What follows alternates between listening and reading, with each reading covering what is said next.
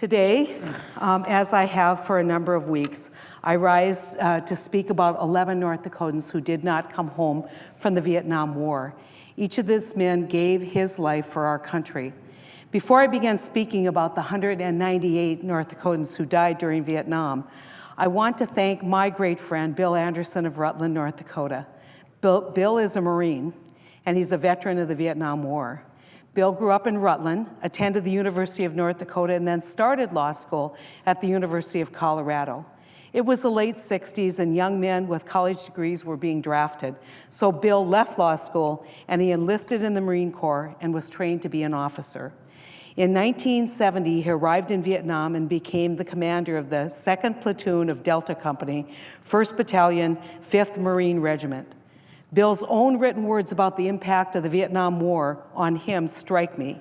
He didn't choose to write about his blindness caused by the malaria vaccine that he took, or his lymphoma caused by Agent Orange exposure.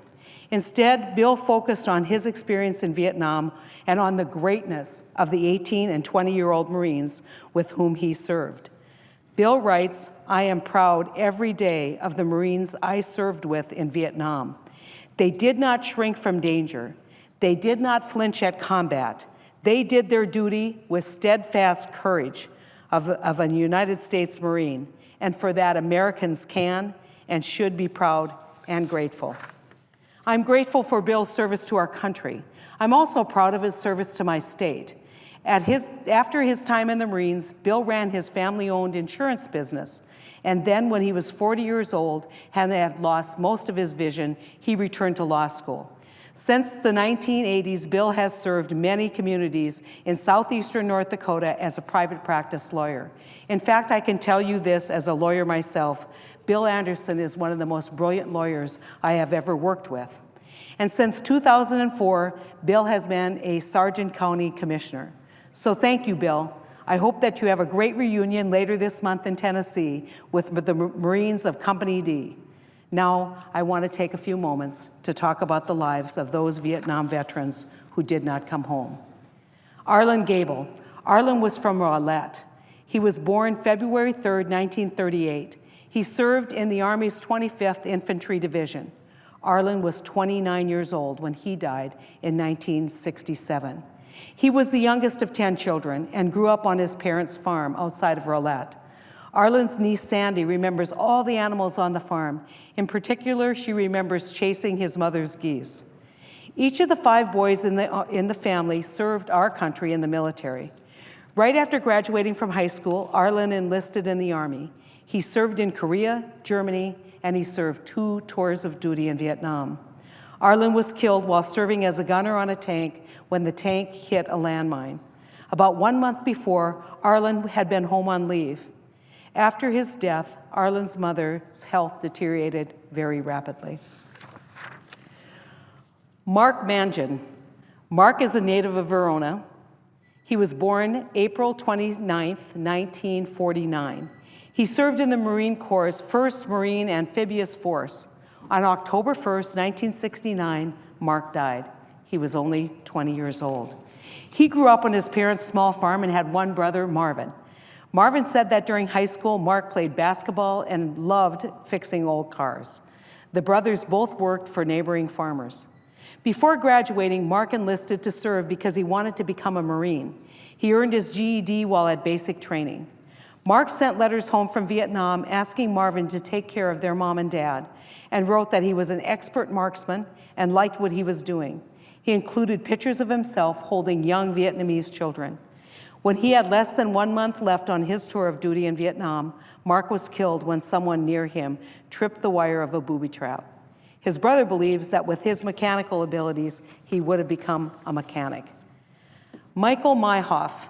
Michael is from Center, and he was born February 3rd, 1948. He served in the Army's 25th Infantry Division. Michael died January 4th, 1968. He was 19 years old. He grew up in a big family in a small house. Michael was the second of 11 children. 2 of his brothers, Rick and Brent, also served in the Army. While growing up, Michael enjoyed helping his grandparents on their family farm near Center, North Dakota. Michael's brother Rick said that Michael was a good athlete and was an explorer. He always had to see what was over the next hill. He especially loved fishing with his father and always looked forward to fishing trips as opportunities to explore and spend time with his family outside. Michael was very family-minded and was excellent at writing letters and responding to letters from his brothers, sisters, parents, and grandparents. When he died, Michael's community was deeply affected. Now, 47 years after his death, his family and community still think about him or talk about him daily. Michael's mother, Harriet, will turn 90 years old next month. She has told the family that when she dies, she wants to be buried with Michael's Purple Heart. Charles Piper Jr. Charles was born November 21st, 1937. He was from Durban. He served in the Navy on the USS Robinson as a Master Chief Boiler Technician. Charles was 34 years old when he died on August 30th, 1972. Charles and his sister Marion worked on nearby farms after their father died when they were children. Marion says that Charles was a good listener and always a good mentor to her son. When Charles was 17 years old and had just graduated from Castleton High School, he enlisted in the Navy.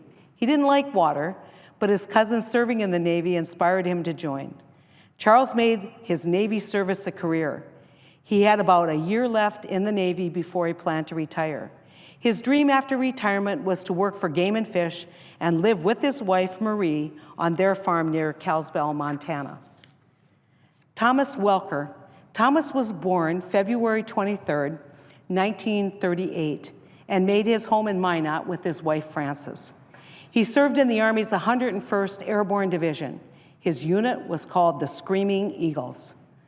Thomas died on July 27, 1967. He was 29 years old. Before going to Vietnam, the Army stationed Thomas, Frances, and their son, John Thomas, Rodney, and Dean in several places in the United States. Thomas's older stepson, Rodney, said that Thomas loved to hunt and fish. He worked 2 jobs to support his family, working as a bartender on the base in the evenings. In Vietnam, Thomas was killed when someone nearby stepped on a bouncing Betty. The Army awarded him a Bronze Star Medal for his valor that day. Thomas is buried in Arlington National Cemetery. Irving Berg. Irving was born in Turtle Lake on January 17, 1939. He served in the Army's 25th Infantry Division.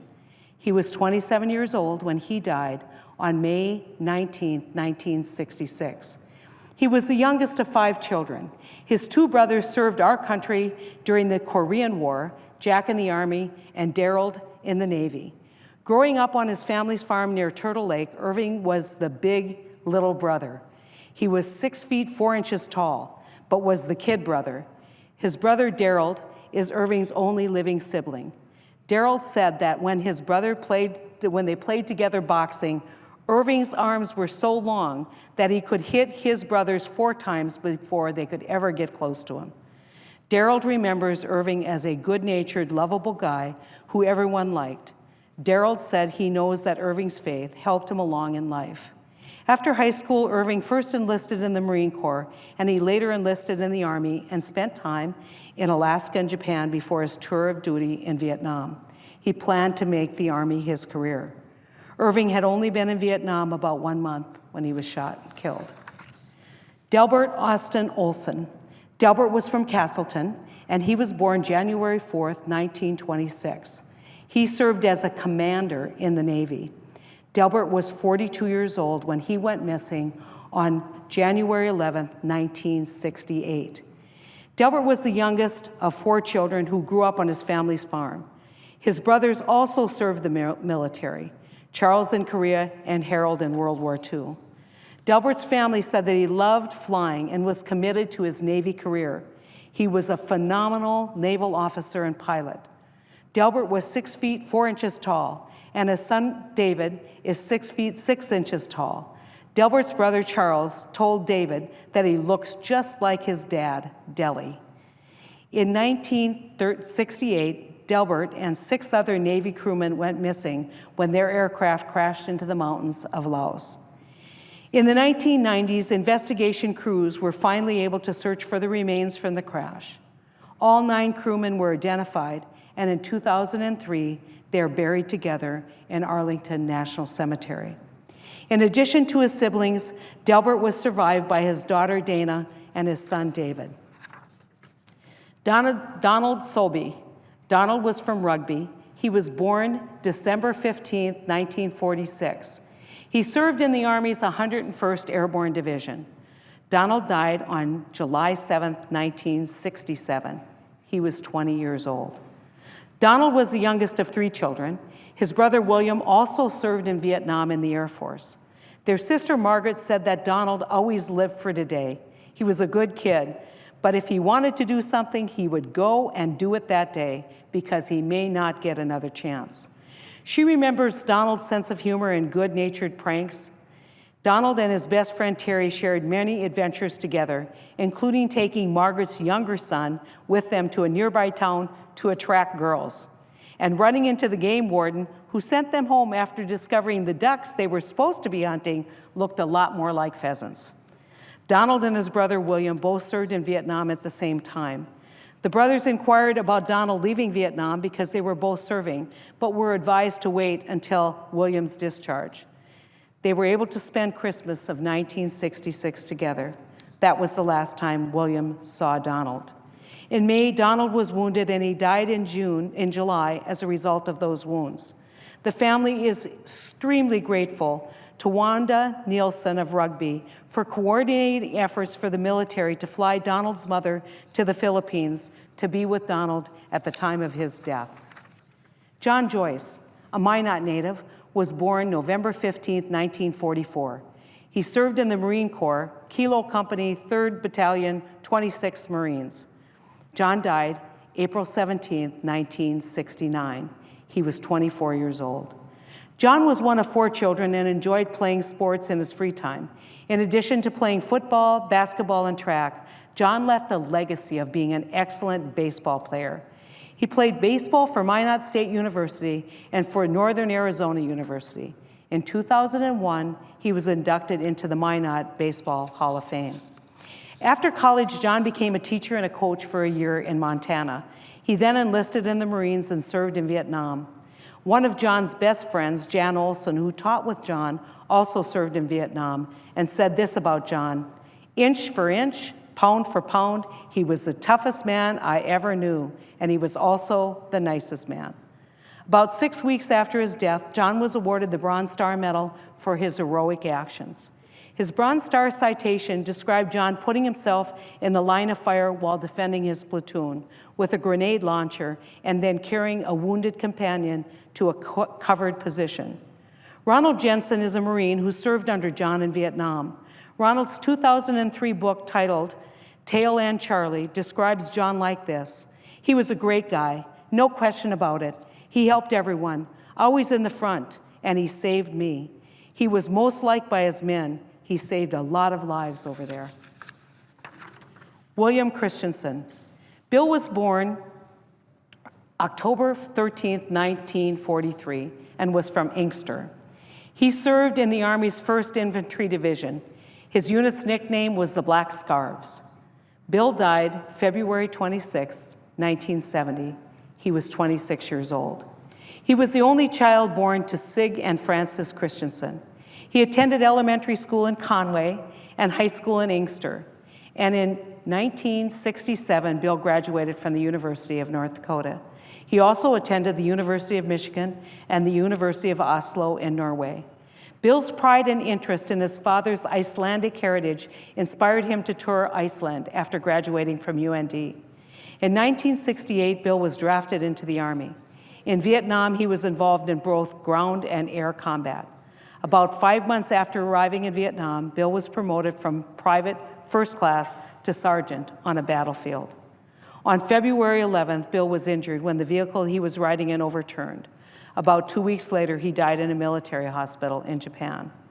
The 10 medals the Army awarded him, both and after his death, demonstrate that Bill was a heroic soldier that the Army valued greatly. Patrick MacKay. Patrick was from Bismarck, and he was born July 20th, 1924.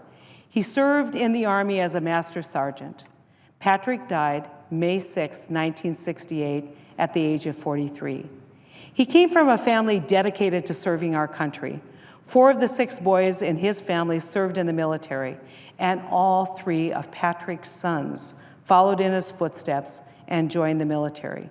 2 of his sons served in Vietnam after Patrick's death, Mark as a medic in the Marines and Scott as an Air Force pilot.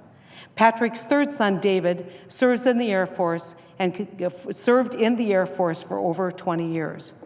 Patrick's daughter, Kathy, said her dad was a good man who helped anyone who needed it, and her dad loved her country, his country, and felt like the Army was his family. Patrick served in World War II and 2 tours of duty in Vietnam. He volunteered to return to Vietnam and died during his 2nd tour of duty.